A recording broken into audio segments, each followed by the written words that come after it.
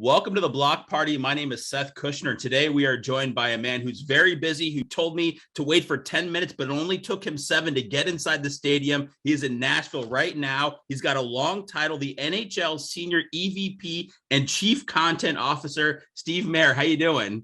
I'm great, Seth. How are you? I'm doing so well. All right, listen, you've got content in your name. I'm a content guy. I love that. So I have to ask you first question. Tell me what's the worst idea that you've come up with or the worst idea you pitched the NHL? You know what? That's a really tough way to start. I don't know. I mean, there's been so many bad ideas, and but you gotta come up with like ideas, especially in our league. We need to think out of the box. We need to be a little different. We need to constantly evolve, and there's been, I mean, nothing's coming right to the tip of my brain, but at the same time there's been a lot of bad ideas, but at the same time we're really proud of a lot of the good ideas and the things that we've done and the advances we've made, and we also look at these outdoor games, which we're segueing into, as opportunities to throw ideas out there, try new things, try to sort of catch people's eyes. And so, we never will stop with bad ideas, good ideas. Content is king these days, and it's all forms. So that's a long-winded and a roundabout answer where I really didn't give you any specifics, but at the same time, we will keep the good ideas, the bad ideas coming, because that's what our fans, I think, do want. Okay, well, that's a long way of saying that you've never had a bad idea, and I appreciate that. That's not true at all. I mean, and I don't know, like doing a game, I really don't know. Like, again, I don't think about the bad ideas. Like they come, they go, and they're gone. Like, it's just not something I dwell on, nor do I care about. Like, so. It doesn't pop in my head because I don't sit there and get bothered by something like that. Or do I get bothered when an idea doesn't get across the finish line? Like, hey, listen, you got to try, you got to go for certain things. I mean, I've tried to change formats of things, the way we do the playoffs, there's a million different things that we've actually talked about, but whether there's are bad ideas or ideas that just don't get to the finish line, you just don't dwell on those. You kind of attack the ones that are real and have some substance, and you go from there.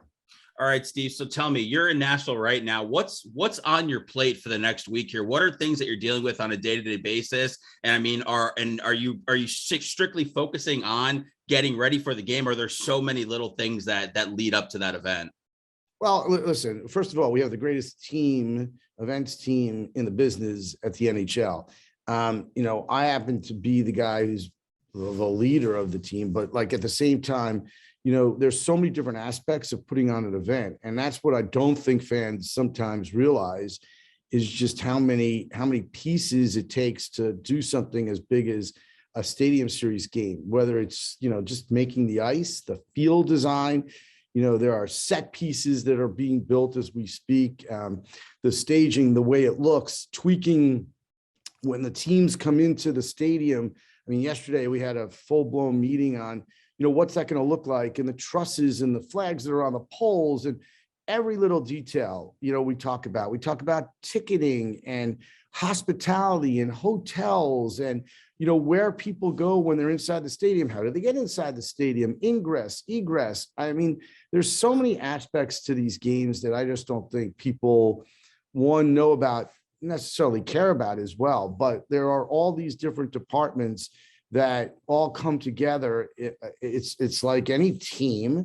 If one part is a little off, well, it could affect all parts, and it's up to us as sort of leaders of the team to sort of make sure that everything is in working order, everything really goes the way you pray it will go. And you also look at, potential obstacles. There's going to rain next week. So how do we deal with that? And how do we accelerate the rink build? There are certain things that always come into play in these outdoor games. We're very focused on this one. We've got a game 2 weeks after that in Hamilton, Ontario. We've got the playoffs coming up. There's a lot going on at the NHL, but for the next certainly week, we're really focused on putting together an incredible show next Saturday, and we're looking forward to having your Tampa Bay Lightning come to town. Now, how do you guys go about picking the teams for the game and picking the host city? Because I know for years the Lightning fans, thought that we were going to be able to get a game, at Raymond James Stadium or something like that. We're just happy to be picked to participate in the game. What's the process for picking those teams? Because it's almost like the NHL Super Bowl. It's like everything's on display. People who aren't fans of the game are going to tune in. So how do you go about making sure that you're putting the best of the best out there? Well, you got to realize there are 32 teams and there are 32 voices that pitch and bid and talk about their great stadiums and their great areas. We recognize that. We also have a very strong opinion as to where we want to go and what buildings we want to be in. So it's a combination of both. But there's so many factors that are involved. Like for Winter Classic, you've got bowl games that are in these buildings. You've got NFL stadiums that have NFL teams. It's a little clearer when we go into these stadium series games because there aren't that many conflicts, especially in the football stadiums and in late February. But we've been in baseball stadiums, as you know. I think the next sort of iteration of this could be moving to other venues, horse racing tracks, auto racing tracks, big outside facilities that could potentially be our home. But every team wants a game. Tampa definitely wants one. We've done some studies with weather that actually right now are probably preventing us from coming to Tampa. Our ice folks that build the ice, they're the best in the world. They absolutely have been to Tampa and have done some studies, and right now are not that confident that we could build ice in Tampa consistently because of the humidity, because of the rain and the temperature. But the first class organization the Tampa Bay Lightning happened to be. We've done incredible events in Tampa, whether it was the All-Star game or the Stanley Cup final. Every time we're in Tampa, it's amazing. You've got the Sports Commission of Sports Commissions led by Rob Higgins, who he does an amazing job. We would love to come to Tampa. We have visited the stadium. We've looked at the stadium. It's a first-class stadium. Obviously, it's hosted Super Bowls. So, we'll see. You never, ever say never. But right now, there are a few things to overcome before we would be able to commit to Tampa. But, they're certainly on the list for sure. Wow. I didn't even know all that. I didn't know you guys even did the research. To me, I've lived here a long time. It's too hot. Like, I know it's too hot. It's 70 degrees today, but I appreciate that you guys have done the research, and at least it's something that you've got in the back of your head to look at potentially one day. Was that 70 degrees today? Was that rubbing it in? Because in Nashville today, it's about 40 degrees. Now, listen, things could line up. It could be perfect. And wow, we could absolutely do a game. And I've heard from everybody, in February, it could go down to 50. I've heard that. But I've been in Tampa as well. When we were there for All-Star, it was beautiful. So warm. We would obviously play the game at night. We'll see. There are things that could come up. We could figure out how to build a bubble around the rink. There are a lot of things that we've talked about. But for right now, at least our initial weather study definitely would make it difficult to come to Tampa. Now, Steve, I'm guessing this is the answer is going to be weather to this question. If there's another one, I'd love to know, what is your biggest concern for this game? Is there anything outside of the weather? I'm sure you're checking the 7-day forecast every 10 minutes. Is there anything else that maybe people don't know about that's on your mind, or is it just like, if the weather's good, we're good to go? Yeah, I know on this one, this is going to be amazing. We're really saluting Nashville and all that Nashville brings to the NHL, actually to the entertainment world. There'll be quite a significant presence from country music artists, and the way we've built out the field, we're really proud of what it looks like. It's very neon, and there's, playing at night is cool for us. Like that gives us a lot of creative options, whether it's fireworks and pyro and neon lights, and just the way we present the game. Just feels kind of fun to do it at night. And so, we're really looking forward to this one. You got two great teams, so the game is going to be outstanding. This is an area like Tampa that has just taken a hockey, and to hear the buzz already in Nashville for this game, I mean, that's pretty cool. I mean, you're walking down the street and I got an NHL logo, but you start to hear people talking about, oh, the game is next week and can't wait for the game. And that's a pretty cool feeling. And then for us also, what's most satisfying, Seth, you walk into the stadium and there's 70,000 people to watch a hockey game. I mean, that's crazy. And so to do these games, especially how they affect the local market, it's worth it. And we put a lot of hard work in. I've been here for 2 weeks. A lot of our team has been here for almost 2.5 weeks. I mean, people have put their lives into these games, but it's well worth it when you see the result. And many times, and most times, the result is really good. Absolutely. And I can tell you're extremely proud of it. Now, something that a lot of people might not know, people called you the bubble boss, the mayor of the bubble. Well, now, when all that was going down with the pandemic, I felt like the NHL, I feel like you guys were first when you put the bubble together. You figured out a way for the teams to play safely. I was extremely proud that you guys were able to figure it out. And of course, the Lightning were able to get that Stanley Cup. But tell me, what was the process for, what were the discussions like, and how, I mean, can you believe that it got pulled off the way that it did? You look back at it now and you go, wow. And it feels like it was so long ago, because remember, this is the third season we're playing since the bubble. Yeah. So no, listen, it at that time, when you go back, first of all, remember the world was really shut down. Like, it was closed. And here we are trying to figure out a way to come back. And the feeling was the only way you could come back was in some isolated way. Like, if you could build essentially a city and you could protect everybody within that confines in that city, you could survive, like, the rest of the season. Remember, there were quite a few games to be played, plus the entire playoffs. Yeah. But we didn't know what we were doing, meaning we were just kind of guessing. Like, there was no blueprint for a bubble. And so, we felt like, okay, let's find cities that we could literally put a wall around, a fence around, and then we'll bring everybody that is necessary to pull this off into that area. We also took an approach, which now I'm so proud of how we were going to sort of design the playing field, make it more of a television set than anything else, and sort of get rid of the empty seats and bring in crowd noise and make it much more of a show. Again, I think you talk about bad ideas, good ideas. I mean, we were just throwing ideas out and hoping that they would work. And I would say the majority of them actually did. What we're most proud of course, was how safe it was. I mean, nobody gets COVID in a time where the whole world seemed like they had COVID and the world was shut down, no vaccinations, nothing.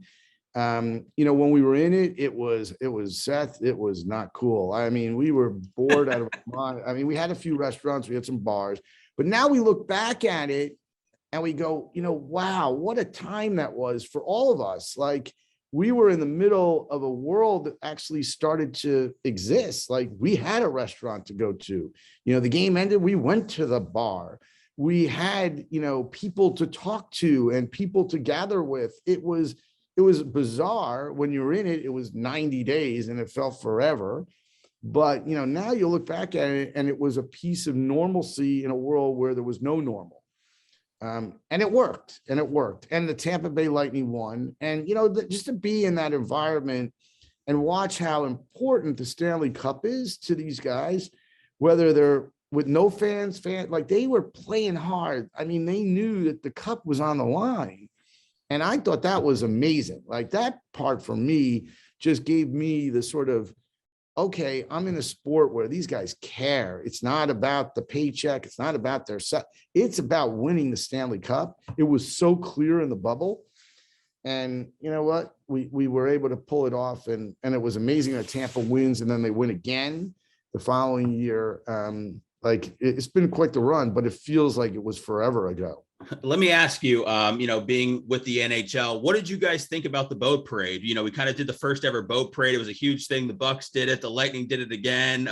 Pretty innovative. How do you guys feel about it?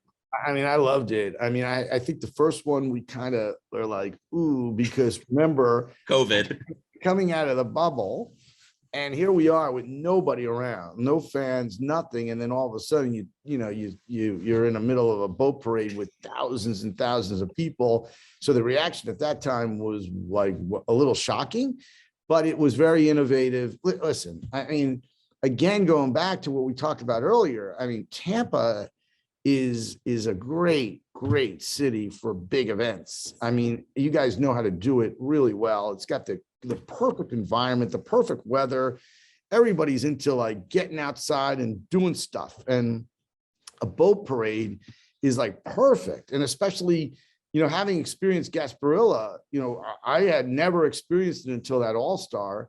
I mean, what an event that is. I mean, so, you know how to do in Tampa a big event, and there's no question that one was outstanding, really cool. I think at the league, based on the world that we were in, we liked the second one a little better than the first one, because we were like, wow, this is quite the difference between what we just had left to what we just saw. But good for the Lightning. They deserved it. And, and to your point, it has started quite the trend.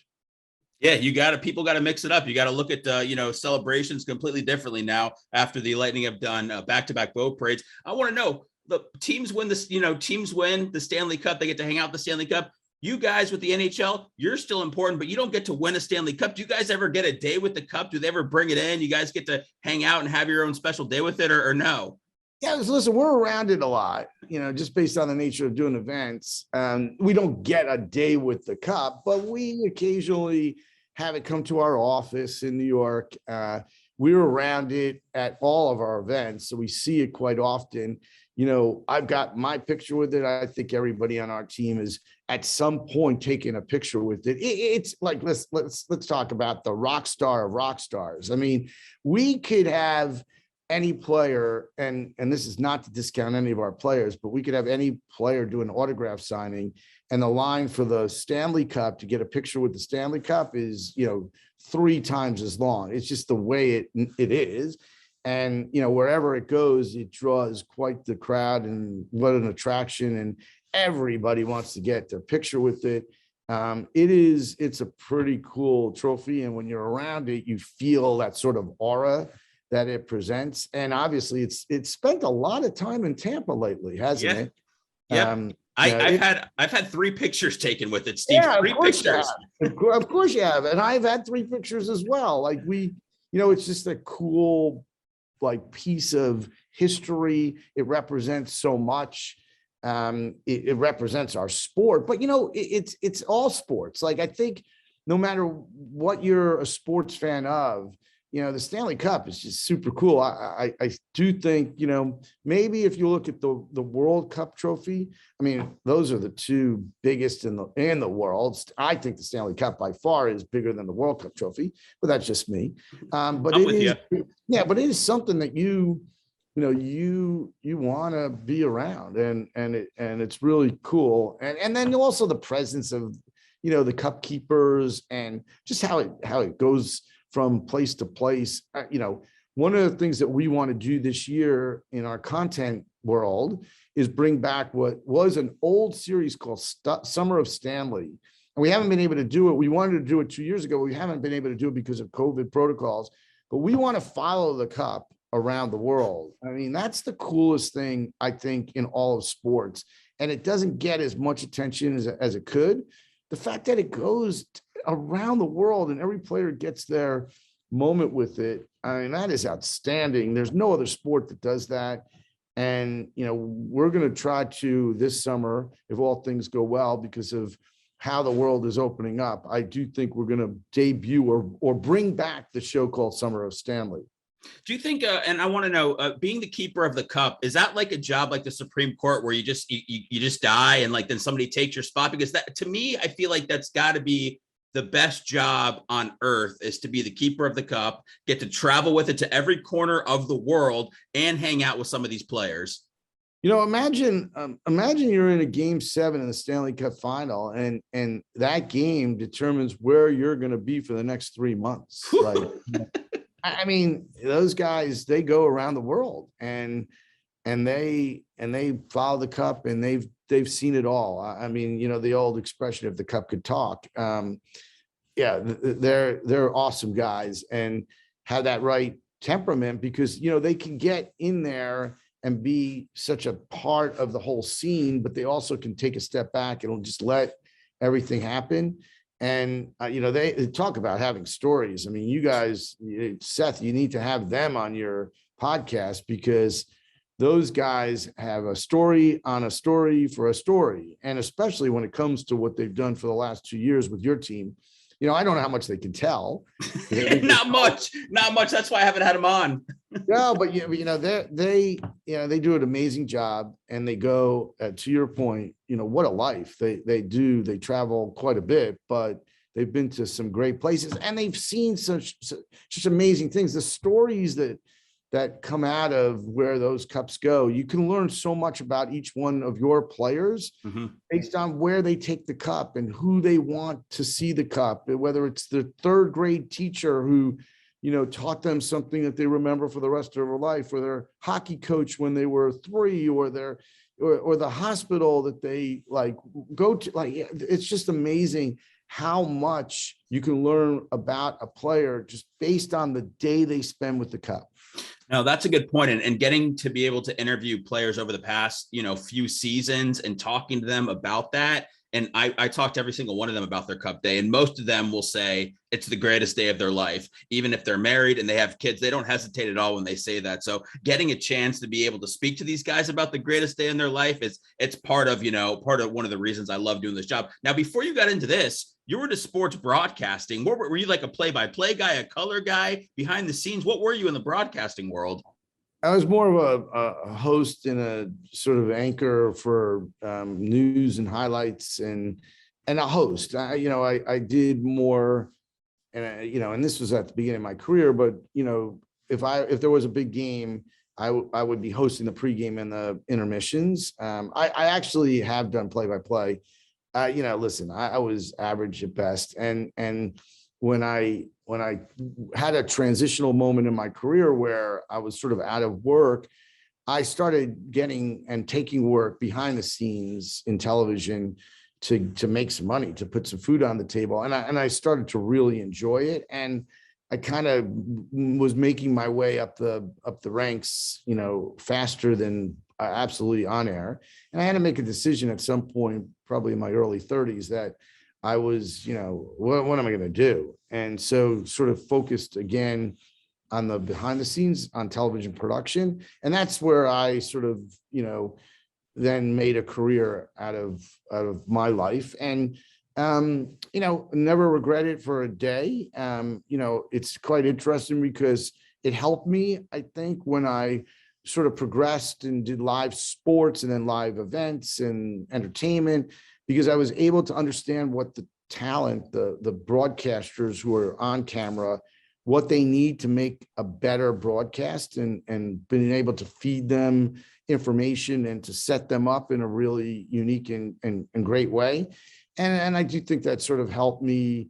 And to this day, my strongest relationships are actually with some of the on-air talent as friends and as coworkers, because of that relationship that I started years and years ago. But yeah, I gave it a try, and I proved that. I think I proved that, like, you could be early 30s and just kind of. I didn't change my career completely, but I did shift, and I guess it ended up okay. Yeah, you're in a good spot right now. All right, so this episode comes out on Monday. So for everybody that's coming to Nashville, it's getting what do they need to do when they get there? What is there any secret things that you guys have that are in the works right now? What do the people need to do to make sure that they have the best time the NHL has to offer in Nashville? Well, first of all, I mean, you gotta pace yourself because this place can crush you. I mean, so you're gonna come to town. I mean, Broadway is open and there are a few thousand drinking holes. So listen, come to town. This is an awesome place. It really is. Nashville has a lot to offer. And for those, if you haven't been here, I mean, the music scene, whether you love country music or not, you gotta find the bars, the places, the restaurants, the outdoor areas that just are that feature that music. Take it in. The weather next week is supposed to be a little bit rainy but warmer. But like just take the city in. I mean, it's a pretty great place. You'll see as you get here how much they love the Preds. I mean, it's everywhere. So, represent, I would say, your Tampa Bay Lightning. Absolutely. But it's cool. It's a great place. And, that we welcome the fact I've heard reports of how many Tampa Bay folks are coming to town. It is awesome. I mean, the support that you guys have in the fan base that you guys have is think and I think that's going to add to the atmosphere in that stadium on Saturday night. I think it's going to be super loud if the Lightning score a goal. But when the Lightning are introduced, we expect to hear that crowd as loud as the Preds crowd. And it feels like we've got ourselves like the perfect matchup, and we've got great fan bases on both sides. Have some fun because this is a place to have fun. And it's going to be a good one. I mean, as you can hear, I'm psyched, Seth. Whose locker room are you in right now, Steve? So I'm actually in a locker room that they use for college football. There's the Titans locker room, then there's the visiting locker room, and then there's a college football locker room, and that's the locker room that I happen to be in right now. Okay. All right. I was hoping it was the Lightning locker room, but I like that. I found out that they have many locker rooms there in Nashville. Listen, Steve, I appreciate it. It got some great insight. I actually can't believe you guys came down to Tampa and investigated everything. That was very, very nice of you for the outdoor game. I don't know if the weather's ever going to be able to do it, but I like that you're willing to maybe build something or do whatever to possibly make it happen one day. I hope everything goes well for you. I know a ton of Lightning fans that are going. We're all very excited. We've been waiting this for a long time, and I hope the weather's great. And I wish you no anxiety this week, Steve. No, and we're looking forward to seeing you and all the Lightning fan when you come to Nashville. Just have a great time, enjoy the game, and thanks for having me.